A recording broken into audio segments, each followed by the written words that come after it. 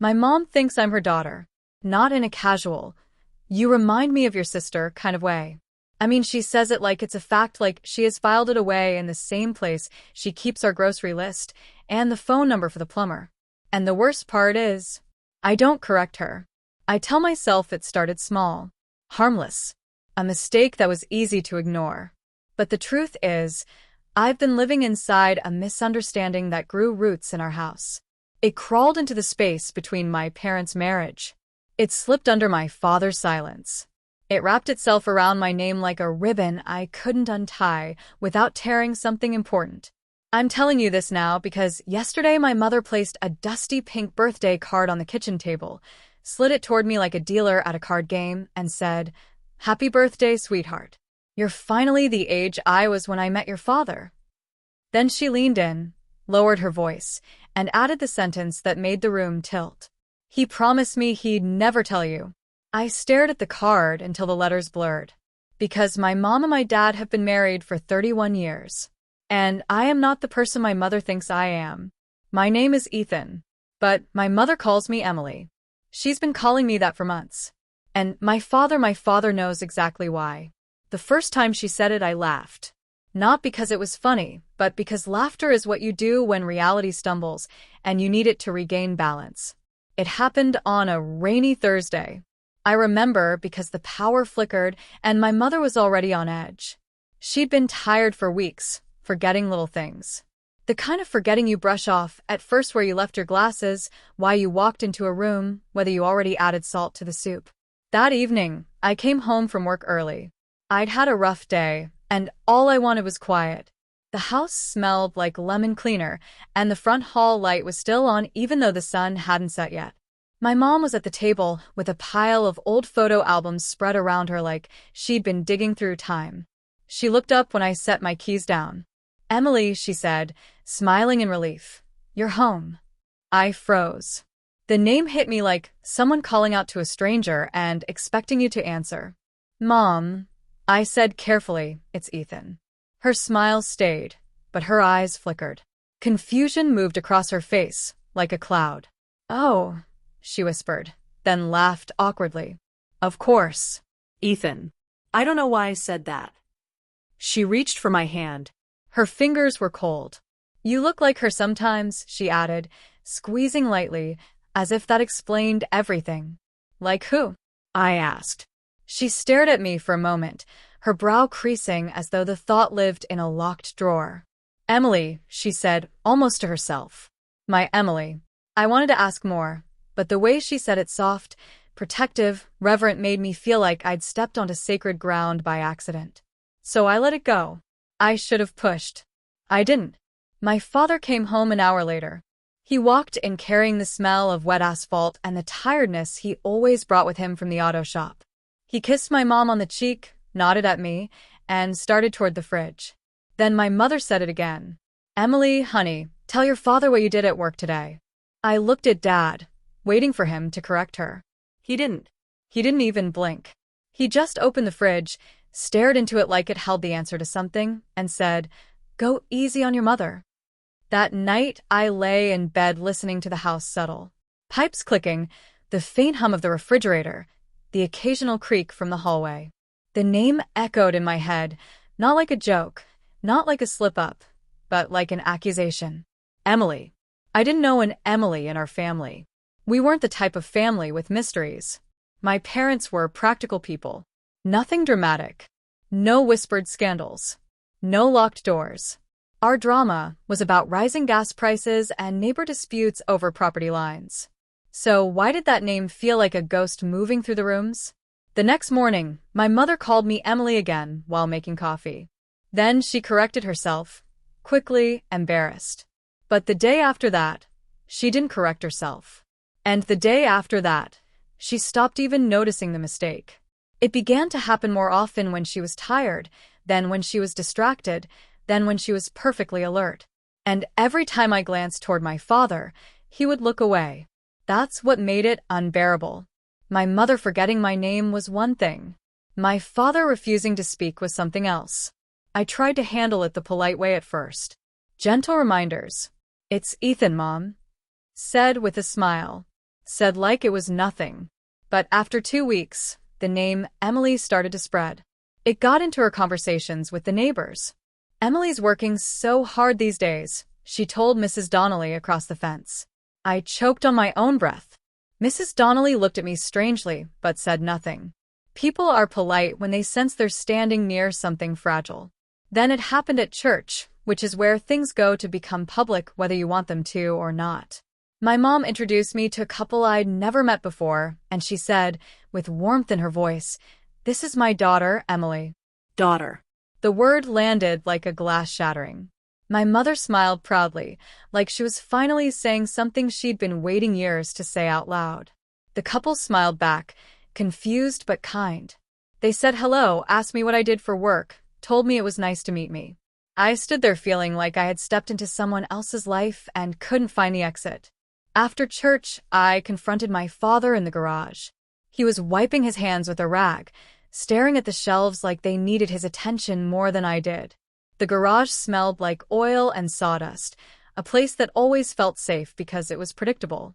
"Dad," I said, voice tight, "why aren't you saying anything?" He didn't look up. "About what?" he asked, like he was reading from a script. "You know exactly what," I snapped. "Mom keeps calling me Emily. She called me her daughter in front of everyone." He finally looked at me then, and what I saw in his eyes made my stomach drop. Not surprise. Not confusion. Fear. It was the kind of fear you see when someone's been carrying a weight for so long they don't remember what it feels like to stand straight. He swallowed hard. She's not well," he said. "Then we take her to a doctor," I replied. "We don't just let this happen." He turned away, started reorganizing a toolbox he didn't need to reorganize. "There are things," he said carefully, "you don't understand." That sentence, those 2 words, "there are," changed everything. Because it wasn't "she's sick." It was "there are things." Things. Plural. Secrets. I stepped closer. "What things?" He exhaled, long and shaky, then said, "I don't want to talk about it." "You don't get to decide that anymore," I said. I could hear my voice cracking, anger blending with something that felt like betrayal. "This is my life you're letting her rewrite." He flinched at that, like the word rewrite hit a nerve. Then he said, quiet as if the walls could hear, "She's rewriting her own." He pulled the garage door down halfway, the metal rattling as it moved. "Not here," he added. "Not where anyone can listen." That night, he knocked on my bedroom door. Not like a parent, but like a stranger asking permission. When I opened it, he stood there holding an old shoebox. The box looked like it had survived a flood. Corners frayed. Tape browned with age. He didn't step in. He just held it out like an offering. "Your mother doesn't know I kept this," he said. My pulse hammered. "What is it?" I asked. He swallowed. "It's the reason she calls you Emily." I stared at the box. My entire childhood flashed through my mind in fragments, the way my father always insisted on taking the trash out himself, the way he hated photo days at school, the way he would go silent whenever my mother mentioned those years before they bought this house. I took the box. It was heavier than it looked. Inside, beneath a stack of yellowed papers and a faded ribbon, there was a photograph. A hospital room. A woman in a bed, pale and exhausted, holding a newborn wrapped in a blanket. My mother. But she looked younger, softer around the eyes. And beside her, leaning close, was my father, his hand on the baby's head like he was praying. On the back, in my mother's handwriting, were 4 words. "Emily, please stay." My throat went dry. I looked up. "Dad." He closed his eyes like he was bracing for impact. "You had a child," I whispered. "Before me." He nodded once. "And her name was Emily." He nodded again, slower, like he was admitting something to a judge. I didn't know what to do with that information. I felt like the floor had shifted under my feet, and the furniture was still pretending it hadn't moved. "What happened to her?" I asked. My father opened his mouth, then closed it. When he spoke, his voice was uneven, the words scraping their way out. "She didn't come home," he said. I stared at him. "She didn't come home from where?" He shook his head. "It's complicated, Dad. I said, desperate now. You can't just drop this on me and call it complicated. He rubbed his forehead with the heel of his hand, like he was trying to erase a memory by pressure alone. You were supposed to never know, he said. That was the deal. What deal? My voice rose. Between you and who? His eyes snapped to mine, sharp. Between me and your mother, he said. The room felt smaller. My mother was asleep across the hall. I could hear her faint snore under the muffled sound of a television left on in the living room. You're saying Mom agreed to keep this from me? I asked. My father's jaw clenched. It nearly killed her to keep it. And now she's calling me Emily because I struggled to form the sentence. Because she's forgetting? Or because she's remembering? My father's face crumpled for a second, the mask slipping. I don't know anymore, he admitted. I looked back down at the photograph. At the baby. At the way my mother's hand curled protectively around that tiny shape. You named her, I whispered. He nodded. And you never told me. He didn't deny it.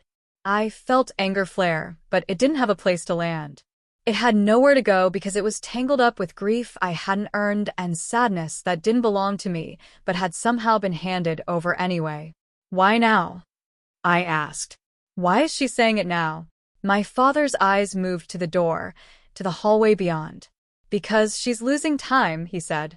And Emily she's the part she can still hold. I stared at him, then at the box. There were more papers inside. Letters. Documents. I reached for them, but my father grabbed my wrist. Not tonight, he said quickly, a tremor in his grip. Why? I demanded. What else is in there? His voice dropped to a whisper. Things that can't be taken back once you know them. I yanked my arm free. I'm already in it, Dad. He looked like he wanted to argue, but he didn't. Instead, he sank into the chair by my desk, suddenly older than I'd ever seen him. Ethan, he said, using my name with emphasis, like he was trying to anchor me, you need to understand something. Your mother, she has a way of turning pain into a story she can survive. That's not an answer. It's the only one I have, he said. I sat on the edge of my bed, the shoebox in my lap, feeling like I was holding a piece of our family that had been buried alive. Tell me the truth, I said, quieter now. My father stared at the floor for so long I thought he wouldn't speak again. Then he said, Your mother thinks you're Emily because, in her mind, Emily finally came back. The room went silent except for the distant television laughter from downstairs, a sitcom joke playing to an empty couch. I breathed in slowly. What do you mean came back? My father's eyes lifted to mine. He looked terrified. She started saying things, he whispered. Things she hasn't said in decades. And then she started looking at you like she was checking. Checking what? I asked. He shook his head, throat working as though each word hurt. She asked me last week if you still had the mark. I went cold. What mark? My father's lips parted, then he stopped. His face tightened, and he stood up abruptly, like he'd revealed too much. Get some sleep, he said, backing toward the door. Dad. My voice sharpened. You don't get to walk out after that. He paused at the doorway, his hand on the frame. She's going to talk to you tomorrow, he said, not looking at me. She's been waiting. And I don't know what she's going to say. Then he added, barely audible. Whatever you do, don't mention the box. And he left. I didn't sleep. I sat on my bed with the shoebox open, reading the same 4 words on the back of the photograph until they stopped feeling like language and started feeling like a warning. Emily. Please stay. At 2 a.m, I heard footsteps in the hall. Slow. Careful. My doorknob turned. I froze. The door creaked open, and my mother's face appeared in the gap, pale in the dim light. Her hair was loose, and her eyes looked glassy, as if she'd been crying or dreaming too hard. She stepped into my room without waiting to be invited. Emily, she whispered. My throat tightened. Mom. She held up a finger, like she was asking for silence. Her hands were trembling. I found it, she said. My heart slammed. Found what? Before I could speak, she crossed the room and sat beside me on the bed, so close I could smell the lavender lotion she always used. Then she leaned in and said, with certainty that made my skin prickle, "I know where your father hid the truth." And in that moment, I realized something worse than my mother's confusion. She wasn't forgetting. She was hunting. And whatever she thought she was about to reveal, she believed it would finally bring her daughter back. I looked at the shoebox in my lap, then at my mother's face, and my mouth went dry. Because my father had told me not to mention the box. And my mother was staring right at it. My mother kept staring at the shoebox like it was a live thing. Not curious. Not casual. Like she recognized it. Her eyes moved from the box to my face, and something tightened around her mouth. The softness she usually carried, this gentle, motherly warmth, was gone. In its place was a kind of determination I'd never seen in her. The look of someone who has been searching for something for a long time and has finally heard it breathe. "I know where your father hid the truth," she repeated, slower this time, as if speaking to a child who didn't understand the first time. I swallowed. My throat felt like paper. "Mom, it's the middle of the night," I managed. "I don't care what time it is," she said, and her voice startled me. It was firm, almost sharp. "Do you think pain checks the clock before it comes back?" My heart beat so hard I could feel it in my fingertips. I reached to close the shoebox lid, not subtly but not dramatically either. Just protective. My mother's gaze snapped to my hands. "You have it," she whispered. "What?" I asked, trying to sound normal. "That box," she said, pointing. I knew it wasn't gone. I knew he wouldn't throw it away. He never throws anything away. He just hides it. Like he hid you. The room spun slightly. I tried to hold on to one thing at a time. "Mom," I said carefully, "no one hid me. I'm right here." She leaned closer, her eyes bright with an intensity that made my skin prickle. "You're here now," she said. "That's what matters." I didn't know what to do with that. I didn't know if she was lost in confusion or walking straight toward something she decided was true. I glanced toward the door. The hall was dark. My father's room was down the corridor. If I raised my voice, he'd hear. But my father had warned me, "Don't mention the box." And yet my mother had already seen it. So, what was I protecting now? Him? Her? Myself? My mother reached out, and for a second I thought she was going to touch the box. Instead, she touched my wrist, gently, and her touch was cold. "Emily," she said, the name softening again. "Tell me something." I kept my voice steady. "Okay. Do you remember the wallpaper?" she asked. I blinked. "The wallpaper?" "In the old hallway," she said, as if it was obvious. "The one with the tiny blue flowers. You used to run your fingers across it." I stared at her. We'd lived in this house since I was 5. The hallway wallpaper had been beige for as long as I could remember. No blue flowers. No old hallway. I started. Her face tightened.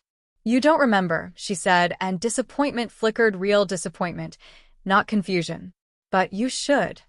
"Mom, I think you're mixing things up," I said gently. "Maybe you're thinking about somewhere else. Grandma's house, maybe." She shook her head like I'd insulted her. "No," she said. "I'm thinking about our house. The first house. Before we moved here. Before your father said it would be easier if we started over."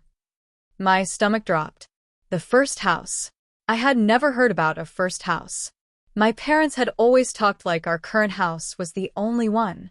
Like it began the moment they bought it and ended whenever the mortgage finished. My mother's fingers tightened around my wrist. "You're scared," she said. I tried to breathe. "I'm not scared. I'm just surprised."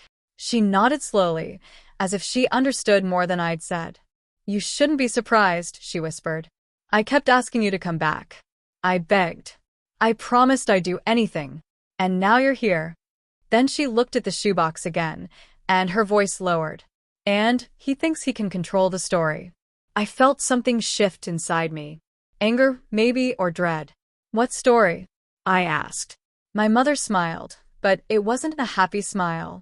It was the smile of someone who has swallowed a bitter truth and learned how to live with the taste. "The story where he's the hero," she said. "The story where he did the right thing." My pulse hammered. My father wasn't a hero. He wasn't dramatic enough to be a hero. He was the kind of man who fixed leaky faucets without announcing it and carried groceries in one trip because he didn't want to. He was steady. But my mother was describing him like a villain. I need you to listen, she said, pressing her palm to my forearm. Not as Ethan. Not as whatever he's told you. Listen as my child. I am your child, I said, and my voice cracked on the word. For a second, her expression softened, and the mother I knew returned tired, sad, familiar. I know, she whispered. I know you are. That's why this hurts. She stood up abruptly, as if staying still was impossible. She began pacing, slow at first, then faster. I used to count your steps, she said, half to herself. At night, you'd get up, walk to the bathroom, walk back, and I'd count. Because I needed to know you were still here. I stared at her, frozen. She stopped and looked at me sharply. And then one night, she said, I counted and I got the number wrong. And the next morning your bed was still made. I felt my lungs stop for a beat. What are you talking about? I asked. Her eyes were wet now, but her voice didn't shake. It was strange, like she'd cried all the tears years ago, and now only the memory remained. The night Emily disappeared, she said. My mouth went dry. My mother's words landed like a heavy object on a table, undeniable, solid. I wanted to ask questions, but my fear got there first. You said she didn't come home, I whispered, remembering my father's phrasing. My mother's face hardened. She didn't not come home, she said, and the air around her changed. She was taken out of this house. My heart thudded. By who? I asked. My mother didn't answer right away. She glanced toward the hallway again, toward my parents' bedroom, like she could see through walls. Your father thinks he saved us, she said. He thinks he kept the family together. He thinks he made a sacrifice. Her voice rose slightly. But he never asked me if I wanted that kind of saving. I stood up too. The shoebox slid against my lap, and I gripped it like a lifeline. Mom, I said, trying to stay calm. Dad said you weren't well. That you're losing time. She laughed a short, sharp sound. Of course he said that, she snapped. It's what men say when women remember things they don't want remembered. I flinched. The tone was cutting, and it didn't sound like the mother who used to remind me to eat breakfast and tuck a scarf around my neck in winter. Did he tell you she died? She demanded suddenly. My mouth opened. Closed. He hadn't said she died. He'd said she didn't come home. Complicated. Deal. My silence answered her. My mother nodded slowly, like she'd expected it. He let you grow up thinking you were the only child, she said. And he let me carry the silence like a stone. Why? I asked, my voice shaking. Why wouldn't you tell me? My mother's eyes widened, and for a moment, she looked genuinely confused. Because you were a baby, she said. I went still. What? She stared at me, and the intensity in her face softened into something like shock. You don't remember, she whispered, as if she couldn't believe it. Of course you don't. You were just a baby when we lost her. I felt my knees weaken. I wasn't just hearing a secret about a sister. I was hearing my mother tell me that I existed in the timeline of Emily's disappearance. But according to my own life, my parents didn't even have me until years after they married. That's what they'd always said. That's what every family story implied. My mother stepped toward me. How old are you, Emily? She asked suddenly. I swallowed. I'm 31. Her face tightened, like she was doing math she didn't want to do. No, she said quietly. No, that's not right. She shook her head, and her voice started to tremble at last. You're supposed to be 28, she whispered. You're supposed to be 28 because that's how long. Her words broke off.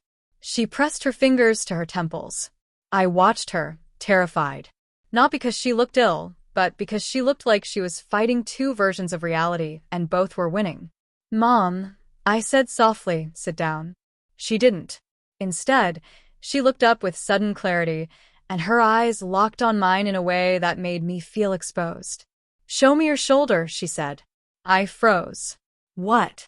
Your left shoulder, she said, urgent now. Right here. She tapped her own shoulder, just below the collarbone. I took a step back instinctively. No, I said. Her eyes narrowed. Why not? Because that's insane, I said, the word harsher than I intended. Her face fell for a second, and then anger flared. It's not insane, she snapped. It's proof. Proof of what? I demanded. She took another step toward me, and I stepped back again, my spine hitting my desk. Emily had a mark, she said. A small birthmark, shaped like a comma. I used to kiss it when I carried her to bed. My skin prickled. I had a birthmark on my left shoulder. A small one. Comma-shaped. I'd had it my whole life. It wasn't rare. It wasn't dramatic. It was just there. But in that moment it felt like a loaded gun. My mother's gaze dropped to my collar, as if she could see through fabric. Show me, she whispered. I didn't move. My mind raced, trying to build explanations. Coincidence. Common mark. She's guessing. She's projecting. But my father had said the same thing. She asked if you still had the mark. He knew about it. He knew my mother believed this. And he hadn't told me because he was afraid of what it meant. My mother's hand reached out slowly, not aggressive, but desperate. Please, she said, voice breaking. Please, Emily. I need to know if I'm losing my mind or if I'm finally seeing you. I stood there shaking. The shoebox was on my bed now, forgotten for the moment. My heart pounded in my ears. This wasn't about clothes. This wasn't about performance. This wasn't about anything sensational. This was a family fracture, a grief that had calcified into something dangerous. I took a breath and made a decision that felt like stepping off a ledge. I turned slightly and pulled my shirt collar aside just enough. The mark was visible. For 1 second, my mother didn't move. Then her face crumpled. She covered her mouth with her hand, and a sound came out of her that I will never forget, a broken, strangled breath that wasn't quite a sob and wasn't quite a laugh. Oh my God, she whispered. She reached out with shaking fingers, not to grab me, but to touch the mark with the gentleness of someone touching something holy. Her fingertips brushed my skin, and in the hallway, we heard a door open. Heavy footsteps. My father's footsteps. My mother's head snapped up. Her voice turned sharp and clear. He's awake, she said. Good. The footsteps came closer, and my father appeared in my doorway, hair messy, face drawn, eyes darting from my mother to me to the shoebox on the bed. He stopped dead when he saw my collar pulled aside. He saw my mother's fingers near my shoulder. He saw the mark. His face went white. Mary, he said, voice rough, warning in it. My mother didn't look at him. She kept staring at me like she was afraid I'd vanish if she blinked. Don't marry me, she said, venomous. Not after all these years. My father's eyes shifted to mine, and I saw it again, fear, raw and naked. Ethan, he said quietly, put that away. I lowered my collar, but it didn't matter. The air had already changed. My mother stood up fully now, shoulders squared. You told me you buried it, she said to him. My father's jaw clenched. I did what I had to do. You did what you wanted to do, my mother hissed. And you called it protection. My father stepped into the room, slow, careful, like he was approaching a wild animal. Not in front of him, he pleaded, his voice cracking. Please. My mother laughed, bitter. Him, she repeated. You still call her him. Even now. Even after she came back to me. My father flinched like she'd slapped him. I stood between them, my mind splitting from the pressure. Stop, I said, louder than I meant to. Both of you. Just tell me what happened. My father looked at me with a mixture of grief and panic. My mother looked at me with certainty. And then my father did something I hadn't seen him do in years. He sank to his knees, right there on the carpet in my doorway, like his body had finally given up trying to hold him up. He put his hands over his face. She wasn't taken, he said, his voice muffled, broken. She wasn't kidnapped. My mother's face twisted. Don't you dare, she spat. My father lifted his head. Tears streaked down his cheeks. She was given, he whispered. The room went silent. Given. The word hung in the air like smoke. My stomach churned. Given to who? I asked, my voice barely audible. My father's gaze locked on mine, and he said the last thing I expected. To my brother. My mother made a sound half rage, half grief, and lunged forward as if to strike him, but she stopped herself at the last second, her hands trembling. You promised, she said, voice shaking now. You promised me you'd never say his name in this house again. My father's shoulders shook. I can't keep doing this, he whispered. Not when she's looking at him like he's a ghost. He looked at me again. I thought I was saving you, he said. I thought I was saving all of us. My head spun. Your brother? I repeated. Uncle Robert. I had an Uncle Robert. Or, I had been told I had an Uncle Robert. But in my entire life, I had never met him. Not once. Not at weddings. Not at funerals. not even in passing. Whenever I asked, my father would say, "We don't talk about him." And my mother would go quiet. I'd assumed it was a simple family feud. Now it sounded like a crime. My mother's breathing quickened. She looked like she might collapse. I didn't agree, she whispered, voice thin. I never agreed. My father's voice broke. You signed, he said. My mother's head snapped up. I signed because you said it was temporary, she cried. You said she'd come back. You said it would keep us safe. You said you'd bring her home. I stared at them. I was witnessing the ruins of a decision that had been rotting under our family for decades. Why would you give your child to your brother? I asked, and my voice sounded like it belonged to someone else. Why would that ever make sense? My father wiped his face with shaking hands. Because he couldn't have children, he whispered. Because he was desperate. Because my father was dying and he wanted peace in the family. Because we were broke. Because he choked. Because your mother was sick after the birth, and I was scared, and I thought it would be better. My mother shook her head violently, tears spilling. It wasn't better, she whispered. It wasn't better. It was a hole that never closed. My father looked at me with pleading eyes. I didn't know how to undo it, he said. And then time passed, and your mother broke. She kept going, but something inside her stopped. And when you were born later, I thought it was a second chance. I stared. Wait, I said. You're saying I was born later. So Emily wasn't me. My mother's gaze snapped to mine, and her expression shifted. Confusion returned, sudden and frightening, like a light flickering. She's not you, my mother whispered, as if the thought was new. But the mark? My father closed his eyes. The mark, he whispered. I didn't think you'd ever show him.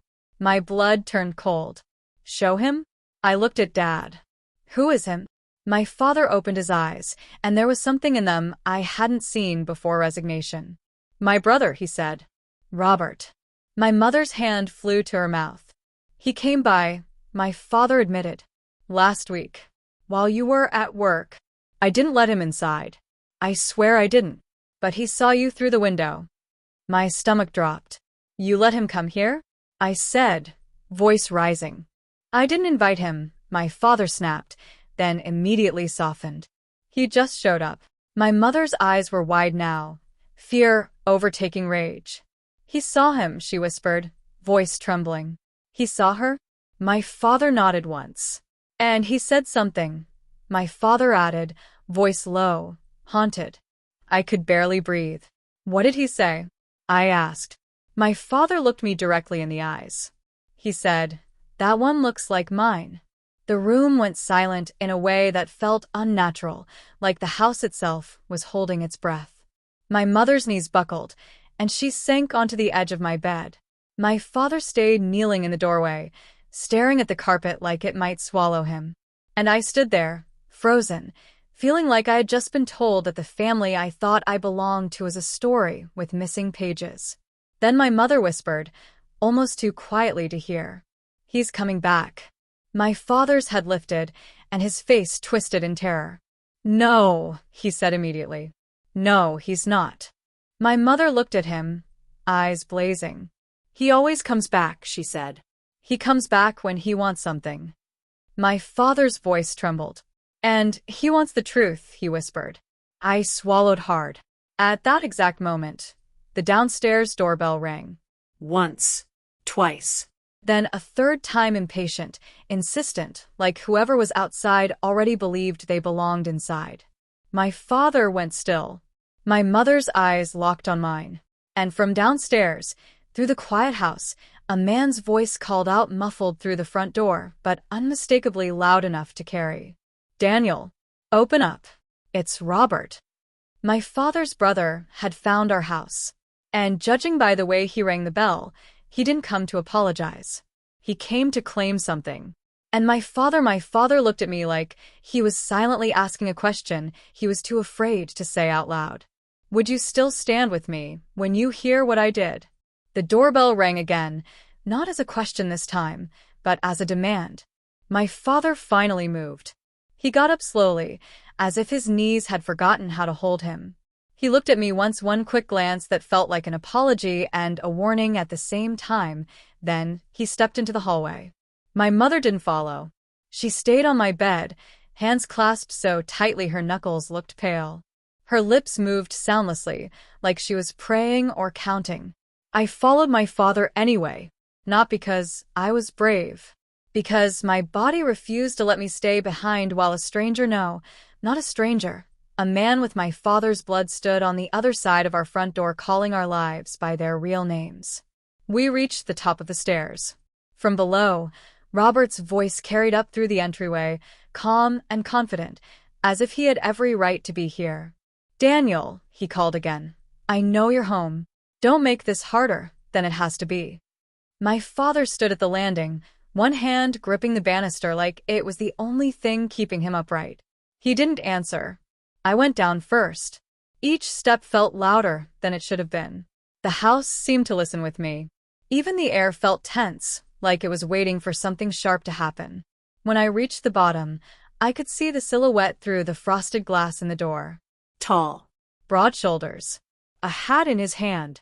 The outline of someone who had spent years carrying his confidence like armor. I turned to look back at my father. He nodded once. Not permission. Resignation. I unlocked the door. Robert stood on our porch with a smile that didn't reach his eyes. He was older than my father, but only by a few years. His hair was mostly gray, combed back carefully. His coat looked expensive in a subtle way, the kind of expense that doesn't need labels. His face carried the practiced ease of someone who knows how to enter a room and make people adjust their posture without saying a word. His gaze moved past me, straight up the stairs, as if he already knew where my father stood. Daniel, he said warmly, like they'd spoken last week over coffee. My father didn't come down. He stayed at the landing, looking at Robert the way you look at a fire you're not sure you can control. Robert's eyes finally dropped to me. And the moment his gaze settled on my face, something changed behind his expression. Not shock. Recognition. He studied me the way a person studies a photograph they've seen before, but never held in their hands. His eyes flicked briefly to my left shoulder, then back to my face, as if he was checking details he'd memorized. Then he smiled again. There you are, he said. The words were simple, but they landed wrong. Too familiar. Too confident. My stomach tightened. You're Robert? I asked. He didn't answer right away. He stepped forward one pace, just one, and the porch light caught his eyes. They were the same color as my father's. That kind of similarity that isn't just genetic, but unsettling. Like seeing your own face in someone else's mirror. Yes, he said. And you must be Ethan. My skin prickled. He said my name like it was a choice he was humoring, not a fact. Behind me, my father's voice broke the air. Don't, he warned. Not here. Robert didn't even look up at him. He kept his attention on me like my father was background noise. You look healthier than I expected, Robert said. I stared at him, trying to keep my voice steady. Why are you here? Robert's smile faded slightly, as if he was disappointed by the lack of hospitality. I came to see my brother, he said. And I came to see you. I felt my pulse jump. You don't know me? I said. Robert tilted his head, like I'd said something childish. I know more than you think, he replied. My father came down a few steps then, stopping halfway, still keeping distance like proximity might trigger something irreversible. Say what you came to say and leave, my father said, voice rough. You have no business here. Robert sighed, as if my father was being dramatic. I'm not the villain you've rehearsed in your head for 30 years, he said. I'm family. My father's jaw tightened. Family doesn't do what you did, he snapped. Robert's expression sharpened at that, but only for a second. Then it smoothed back into composure. What I did? Robert repeated, softly. Interesting way to phrase it. You mean what we did? What you agreed to? I glanced between them. This wasn't a simple argument. It was two men fighting over who owned the truth. Robert looked back at me. I'm sorry, he said, voice lowering, almost gentle. You shouldn't have to hear this in a doorway. My father barked a bitter laugh. Oh, now you care about timing, he said. After all this time.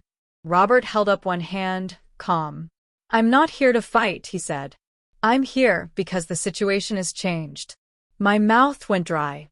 What situation? I asked. Robert's gaze stayed on me. Your mother, he said. She's starting to remember. My heart sank. He knew about my mother's confusion. He knew about the name Emily. He knew enough to speak it out loud. My father's voice turned sharp. Don't you dare bring her into this, he said. Robert finally looked up at my father, eyes narrowing. You don't get to tell me who I can bring into it, he replied. Not after you made decisions that affected all of us. I took a slow breath. Stop, I said, louder than I intended. Both men looked at me. The attention felt heavy, like stepping into the middle of a river and realizing you can't tell which way the current is going. I want the truth, I said. Right now. In plain words. No excuses. Robert's eyes softened, almost approvingly. Good, he said. That's exactly what I came for. My father shook his head, dread written across his face. No, he said quietly. You didn't come to tell the truth. You came to control it. Robert ignored him and looked at me again. Do you know why your mother calls you Emily? He asked. I felt my throat tighten. I know it's the name of someone, I said carefully. Robert nodded. Emily was your sister, he said. The word sister hit me again, even though I'd already heard it. Hearing it from Robert made it colder, sharper, like a legal term. And she didn't die, Robert added. My father flinched like he'd been punched. My breath caught. Robert continued, voice calm, like he was explaining a property dispute.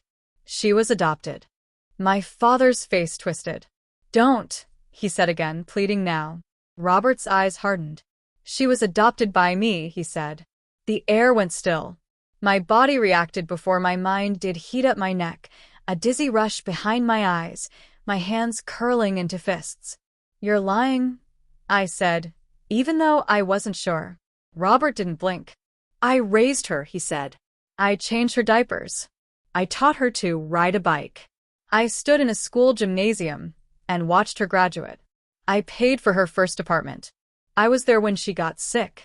I held her hand when she asked questions she never got answers to. My voice turned raw.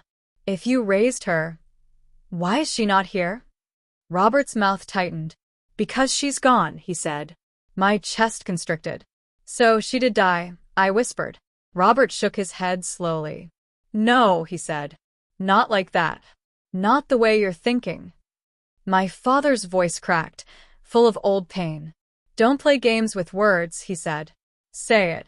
Robert looked at him for a long moment. Then he said it. She left. My stomach dropped.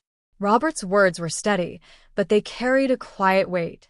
She left you, Robert added, directing it at my father. Not me. My father's eyes were glossy now. You don't know what you're talking about, he whispered. Robert exhaled sharply. I know exactly what I'm talking about, he said. Because she came looking for you. I felt the world tilt. She came looking for my parents? I asked. Robert's gaze returned to me. She came looking for her mother, he said. And you know what she found? I shook my head, barely breathing. She found silence, Robert said. A closed door. A story that didn't include her. My throat burned. And then, Robert continued, She found you. My pulse spiked. What do you mean? Robert's eyes flicked, just briefly, toward my left shoulder again. She saw you, he said, voice quieter now. She saw the mark. Same place. Same shape. My stomach churned. That doesn't mean anything, I said quickly, even as my mind screamed that it meant everything. Robert leaned forward slightly. It meant everything to her, he said. My father's voice rose, desperate. Stop, he begged. Please. Robert ignored him. She thought you were a message, Robert said to me. A cruel one. A second child living the life she never got to have. I felt my legs threaten to give out. My father stepped down another stair, voice trembling. Ethan, he said, trying to pull me back into his version of reality. Don't listen to him. Robert straightened, calm again. I didn't come here to poison him, he said. I came here because you poisoned it already.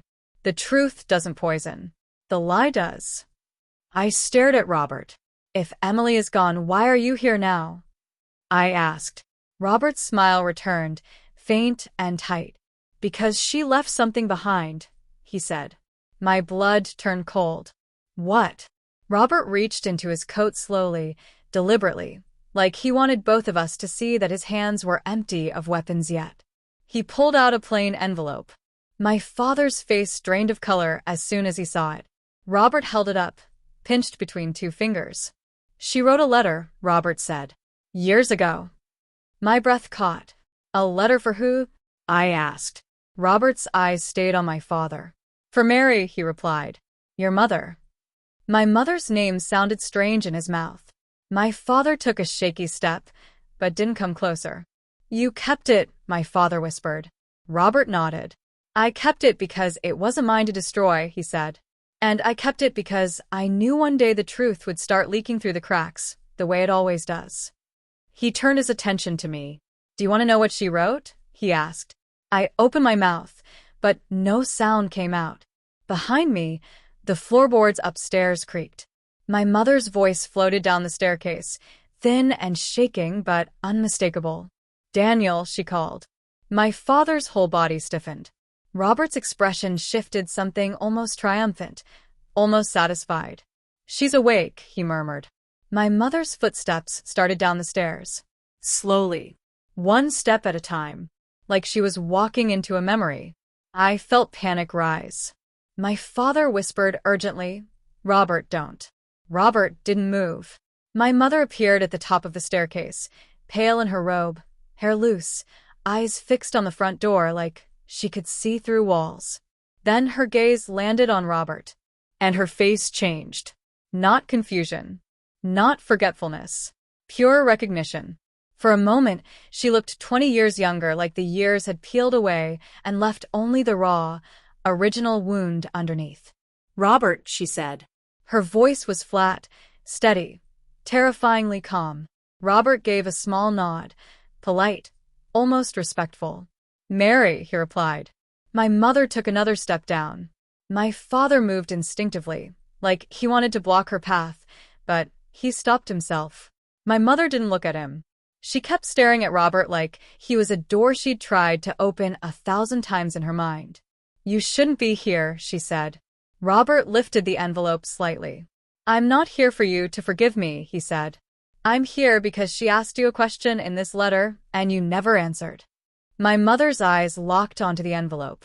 Her breathing changed. Then she whispered, barely audible. Give it to me. My father's voice cracked in warning. Mary, don't. She didn't even blink. Robert stepped forward and held the envelope out not to my mother, but to me. My heart slammed. Read it, Robert said quietly, out loud, so nobody can twist it this time. My hands started shaking. My father looked at me, eyes wide, pleading. My mother stared at me like her life depended on what I did next.